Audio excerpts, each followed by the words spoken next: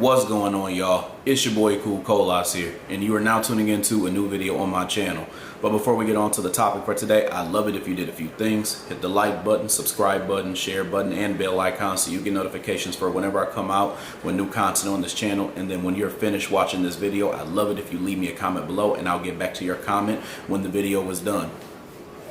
For today's topic, we got to talk about Young Dro on the Breakfast Club.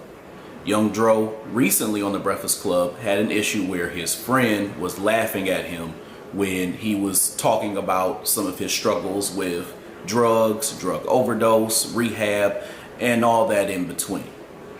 But ultimately, I want to talk about why black men should be careful about who they have in their circle. So let's get into it, y'all. The message that I have today is for black men specifically. So I don't want y'all in the comments talking about some black women go through it too, black women go through it too, anybody could go through this. I don't want to hear it. This message is specifically for black men because we really need to go deep with this. The reason why it's for black men and not for black women specifically at this point is because we need to talk about the aspect of community. Black women are individuals who vastly desire to have a strong community, whether that community is their friend circle, whether that community is their family, whether it's their family and their friend circle, or whether that's their church community. Whatever the case may be, they desire to have a strong community of people who act as a support system. Really, everybody should have that, but there is a strong desire from them to have that. Black men typically are pretty much alone in this world. They don't have a strong sense of community. They don't have a lot of people who they can go to, and they certainly don't have a lot of people that they can trust. A mentor of mine once told me that when it comes to the friends that a black man has in his life, he usually only has somewhere between 1 to 3 real friends that actually look out for him and have his back. And what he said made a lot of sense. As a matter of fact, it's probably more on the lower end that you would have maybe like 1 good friend than you would more like 3 or past that. Now, everybody's situation is different. I'm not trying to fit everybody into the same box, but I'm talking about what I believe to be a norm. Matter of fact, there's a lot of black men who have absolutely no friends, nobody to run to, nobody to turn to. And some of y'all are talking about or listening to this and you're hearing me talk about it and you're like, well, what about your mama? What about your daddy? Some of y'all don't even have that. Some of y'all can't even go to them. Some of them are toxic. So ultimately, this is a struggle that black men go through. And it's coupled with the idea that black men are also always told to, be strong, man up, that type of thing. I'm not saying that that's bad all the time, but I think what ends up happening is it gets conflated with this idea of not expressing your emotions when you should express your emotions sometimes, and you should be able to express yourself sometimes. And one of the times that you should be able to do this are with your friends who are actually close to you. So the few friends that, as my mentor said, that you have that are close to you, you should be able to express these things and not feel judged and to be able to feel heard. The problem at the end of the day, y'all, is that everybody wants to hear a black man express himself until he expresses himself. And that doesn't just go for the outside world and everybody outside of being a black man. That goes for other black men as well too. What I notice is that when a black man typically expresses himself when it comes to negative emotions or so-called negative emotions and deep things that they go through, serious things that they go through, struggles that they have, most of the time the black man is either met with apathy, sinister joy, or he is met with some type of visceral reaction. Like he shouldn't be expressing himself, or like he's bitching, or like he's whining. So most of the time it's one of those 3 things. Every now and again you'll get somebody who listens to you pretty thoroughly, somebody who basically is like, I'm sorry that you went through that, I hope things get better, that type of thing, who give you good cheers and give you good messages. But for the most part, it's usually one of those 3. You have to be very conscientious about who you have in your circle. One of the things that I always talk about, and this is a very important message when it comes to pro-blackness, is the whole idea that when you are in the pro-black movement and you want to do something constructive for black society, it's very important that you, especially as a black man, are very conscious about the people who you have around you and who are in your circle. This doesn't mean that you close yourself off to every single person. I'm not saying that. It means that you keep a watchful eye on the behavior of the people around you, the things that they say, the things that they do, the things that they don't say, what they defend, what they don't defend. What are they passionate about? You need to really study other people. It's not just about self-awareness. It's also being able to read the room. All these things are very important skills. And even when it comes to expressing themselves and going the safe route or the route that everybody wants you to go, and they always talk about going to therapy. Really what it is black men going to therapy because the people around them actually needed therapy and they actually harmed them. And then when you go in that space, you have to be careful too, because you don't know if you're going to get a therapist who is really in that profession to try to harm people who look like that black man. Because think about that, the little janky ass therapist that was going around talking real greasy about black men and black male clients and all the stuff that she was saying. It became almost a polarizing moment instead of a thing of this woman was wrong and out of order, and this brings light to an issue where black men go in certain places and they're supposed to be spaces where they're being able to express themselves or get healed, that type of thing. And then they're getting harmed there as well too. They're getting harmed by somebody who looks just like the individuals who harmed them. So I think that that happens quite often. But the point I'm trying to make here, y'all, is not to even denigrate the therapeutic process. I'm simply saying that black men, this whole idea of us expressing ourselves is overrated, because essentially people are only going to judge the thing that you're saying. So it's a damned if you do, damned if you don't type of situation. Now I want to talk about y'all's boy Young Dro for a second. So for those of you all who did not get a chance to see the Breakfast Club interview, Young Dro was recently on there, and he was on there with his friend, so-called friend, K-Dub, and he was on there with T.I. And basically he was telling Charlemagne and everybody else the story about what happened, where he was, he had to go to rehab and he almost got taken out by drug overdose and all this other stuff. So he's telling his story. And he even talked about how his daughter got on drugs as well too. So while he's telling the story, his so-called friend K-Dub is laughing in the back. So he was laughing when he first started talking about all of this. And then T.I. was kind of chuckling, kind of trying to make light of it, saying like, man, this dude's telling his story, like, and everything that it had happened to him, and here he is like laughing in the back. So T.I.'s kind of making light of it, kind of maybe somewhat chuckling, but somewhat kind of bringing a real issue up. And then Charlemagne and them are kind of laughing as well too. And so Young Dro, you can kind of see that to a certain extent, there's a level of maybe like discomfort, like he's doing that kind of discomfort, maybe like smile that I see that people do whenever they're in a situation where everybody else is kind of tripping around them, but they're not trying to, blow their top. And then there was another part where Young Dro started talking about his daughter and how his daughter got on drugs as well too. So the K-Dub dude is sitting there laughing in the background. And so everybody starts laughing again, and they're like, and I think even Charlemagne at one point said like, what's wrong with your mans? He's in the back laughing, everybody's laughing it up and stuff like that. And so then Young Dro turns around and he tells old dude that he was going to slap the shit out of him. He said I'll slap the shit out of you. Like, in other words, he was saying that as somewhat of a boundary and a defense mechanism to say like, yo, you doing too much right now because you laughing about something serious. And I think that him talking about his daughter may have been like a trigger. I'm assuming. I don't really know, but I'm assuming.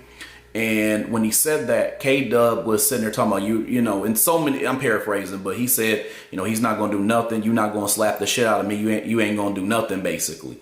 So it was kind of that type of energy. And then at some point, T.I. had came in and he basically told everybody to kind of like calm down and all this other stuff.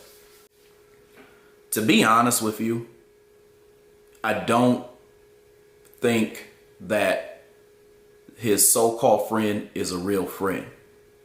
And I think that's the message that everybody else got from it when you look on the internet. Everybody's like, he wasn't really a real friend. A real friend would not laugh at serious things that happen to you like that. They wouldn't make light of it. They wouldn't make jokes out of it. No matter how much, you think that you can, bring humor to a situation so that, you can kind of make things more lighthearted, there's still a moment to be serious, and there's a time and place for everything. I think there's a difference between me and my friends when we're roasting each other back and forth, because we all do that. As black men, we do that all the time. We roast each other, just because, we're playful individuals who, we do that kind of out of love. It's kind of like I like you, that type of thing. But when it comes to serious moments, those are things that you should take seriously, especially if you have this friend or somebody who you consider a friend that you can talk to about all different types of things. You know how it goes. You have acquaintances, you have friends that you can talk about certain things with and you can't talk about certain things with. And then you have friends that you can talk about literally everything with. I'm not sure what the relationship was there, nor am I actually sure about the relationship between Young Dro and T.I. I'm assuming they were cool enough, and I'm assuming that Young Dro and this K-Dub dude were pretty good friends, at least. Or at least that was the facade that was given. I don't think that K-Dub though was a friend at all to Young Dro. I don't think that was cool, that he was laughing at his boy's expense. And it certainly wasn't funny too when he talked about his daughter and her being on drugs. And I actually thought that Young Dro needed to kind of turn up to kind of get shit in order. I actually thought his response was quite appropriate. Real janky thing about this K-Dub fool is he was more mad that Young Dro told him that he was gonna slap the shit out of him than it was the fact that he was sitting there laughing at his expense. That shit wasn't cool. That shit wasn't cool at all. So I wasn't feeling that. And that's why I say that those people like that, you gotta really watch out for them, because think about Nipsey Hussle. There's no telling what kind of conversations that him and that Eric Holder dude even had.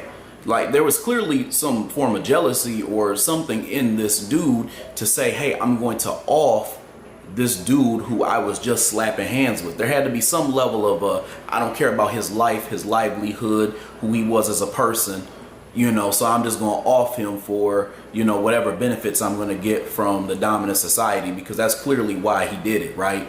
Those are the types of people you got to watch out for, because they'll go and they'll do something like that. You have a success and they're going to want to knock you off your heel. That's the type of dude that he was dealing with. And Young Dro needs to get away from that dude as soon as possible. But here's the thing that y'all are not going to talk about, but I certainly will, because I don't give a damn. I actually was a little bit more frustrated by T.I. than I was by K-Dub. And I'm going to tell you why. One of the worst things that you can be, and this is why I say that you really got to watch out for your circle. One of the worst things that you can be is a peacemaker who doesn't get to the true root of the problem. Almost like I just hate all the noise, let's just quiet it all, versus let's get to the root of what the real problem is. To me, none of them fools that was up in there is Young Dro's friend. K-Dub wasn't his friend. I don't even think T.I. was really his friend like that either. I don't think he was being a good friend. What ends up happening with black men is when they express themselves and they talk about shit that's going on with them when it's serious, a lot of people like to, again, make jokes out of it, make it a spectacle, because it has been a normal thing for people to stomp down on, be disrespectful to, and laugh at the black man's expense. But what's not normal is for a black man to react viscerally and basically say, hey, that's not cool. I don't like that. And as a result, if you keep doing this, this is what I'm going to do. And because of that, it's being seen as he's getting out of line. So now that other people are seeing this black man as someone who's getting out of line, they try to put them in a child's place. And that's why I didn't respect what T.I. did, because it seemed like he was trying to put him somewhat in a child's place, to be like, hey, look, both of y'all need to stop. It's like two children who are fighting and that's it. No, you have this dude who literally is laughing at his so-called friend because of some struggles that he had on national TV, because everybody's going to be able to see this. And then you have a dude who is defending himself. And that's literally why you have to be careful of that, because I'll tell y'all one thing. I have friends, I have a best friend, I have people I'm close to but I don't really have a friend circle, and I'm actually cool with that. Matter of fact, I don't think I will ever see myself having a friend circle ever again in my life. And the reason why is because even if you do have close friends and things like that, you never know how they're going to react when you get into a situation like this. Are they really going to step in and have your back? Do you have to have your own back? Or are they going to run counter? Like, what's going to happen? Ultimately, this is what I say, and this is what a lot of y'all are probably thinking right now, because I get this a lot from folks. Other people are not obligated to step into your thing. Your thing is your thing. That's something that you got to deal with. Nobody is, quote unquote, coming to save you, right? And that's cool. That's it is what it is. But my problem isn't someone coming in and having your back so much as it is the fact that someone is coming in and voicing their opinion, and they're trying to be a middleman that doesn't get to the root of the issue. My point is, if you don't want to be a part of it, you think that's my thing, cool, then shut your ass up. But don't come in the middle of it and then try to play peacemaker and middleman, and you're not allowing me to have my voice, because that's what a lot of you Negroes do. A lot of y'all know that somebody is wrong in a certain situation, and y'all won't jump in and say this person was wrong, or whatever the case may be. You'll just try to quiet the noise because you don't want this idea of there being a fight. Whereas in some situations, you need to literally give accountability where it's actually due if you decide to jump in it. But if you don't decide to jump in it, or if you feel like you don't decide to jump in it, it's my thing, whatever the case may be, then just sit your ass back and don't say nothing. I'm still going to clown you and I'm still going to talk about you, but at least you kept it neutral and you said, hey, that's me, and I knew what type of person you were. It's different if you jump in and do that. I wasn't feeling what T.I. did whatsoever. Ultimately, I think the thing that T.I. was the most worried about in that situation was his image. That is the reason why he wanted Young Dro quiet. That is the reason why he wanted the K-Dub dude to be quiet as well too, because ultimately image was the whole thing that was going on there. So if he was somebody who was egging the situation on or allowing it to go on and that type of thing, he believed that it would reflect badly on him. Now, obviously this is my opinion. That's my opinion about what was going on, but you ultimately have to ask yourself, anytime somebody wants to just quiet everybody down, especially when one person is wrong and one person is right, or one person is mostly right and one person is mostly wrong, you have to ask, why are they more concerned about quieting things down than they are actually trying to seek justice in that moment? Because the right thing to do if you were going to jump in would have been to be like, hey, yo, it's not cool to be laughing at your friend's expense. I don't really care what it is. I don't care what's going on. But this man's got to be able to tell his story. And that's the way that T.I. really should have called it out. So he was not a real friend as well, too, because ultimately he wasn't trying to get to the root of the issue. As a matter of fact, he, to some extent, gaslit Young Dro. Whether he realized it or not, he gaslit him.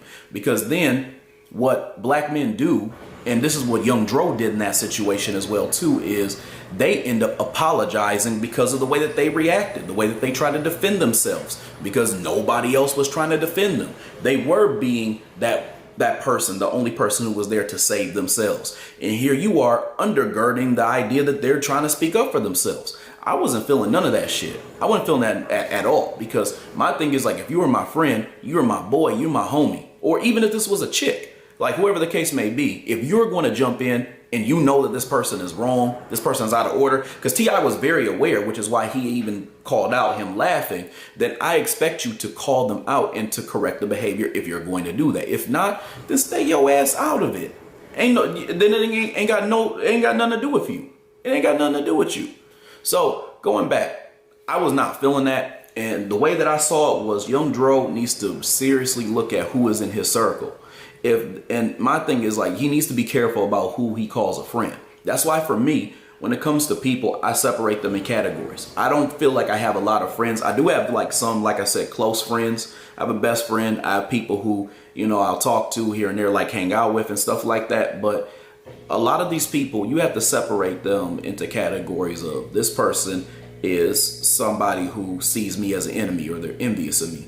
This person is an acquaintance. This person is a business associate or a business partner. This is a business partner that I like a little bit more than usual. This is maybe like a friend who is like a fun friend. I can only hang out with them when we're going to have a good time, but we can't talk about real shit, or for the most part. Or this is a friend where, you know, the only thing that we can talk about is, I'm just giving an example, video games. You have to really, really, really, really compartmentalize as a black man and understand the people who are around you, because there are so many people who do not have your best interest, and it is far more pertinent that people are going to mistreat you than they pretty much would anybody else in the world when it comes to that friendship aspect. All right, y'all. So that was my message for the day. I hope that y'all enjoyed the video. I hope y'all enjoyed what I had to say, and I'll definitely have more to come, so make sure that you stay tuned. Other than that, I hope y'all have a good rest of y'all's night, and I'll talk to you later. Peace.